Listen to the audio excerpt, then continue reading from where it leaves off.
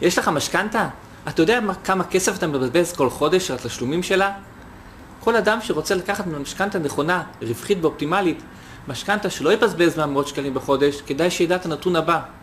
פקיד המשכנתאות בבנק, זה שיושב ליד הפקידה שפתחה לך את חשבון הבנק לפני הרבה שנים.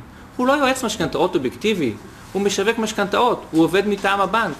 תפקידו למכור לך משכנתה שהיא רווחית לבנק.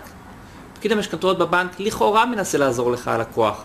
למעשה הוא מקבל את משכורתו מהבנק, הוא מתוגמל בהתאם. לבנק אין אינטרס לתת לך ידע בנושא המשכנתאות. חוסר ידע שלך עולה לך כסף רב.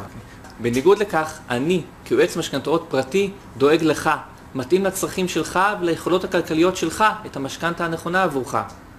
משכנתה הינה ההלוואה והעסקה הגדולה ביותר שכנראה תעשה בחייך. וכפי שלא תקנה דירה בלי עורך דין שלווה אותך, כך חובה לקחת יועץ משכנתה חיצוני שייצג אותך מול הבנק.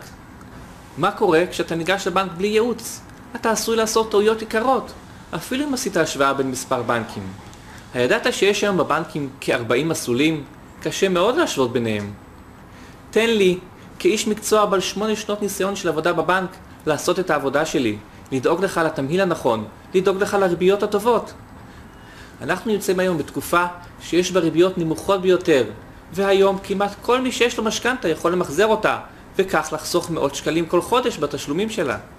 מחזור משכנתה זה תהליך שאנו לוקחים משכנתה חדשה ומבטלים את המשכנתה הקיימת. אנשים רבים ששילמו כבר חצי מתקופת חיי המשכנתה נשארו עם אותו סכום משכנתה לשלם. אנשים אלה יכולים כעת לחסוך הרבה מאוד כסף כל חודש. אני מבצע בחינם, ללא כל התחייבות מצדך, את הבדיקה. האם כדאי לך למחזר את המשכנתה שלך?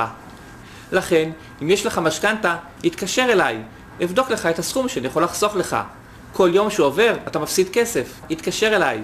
אני אופיר פאר, הטלפון נמצא כאן על המסך.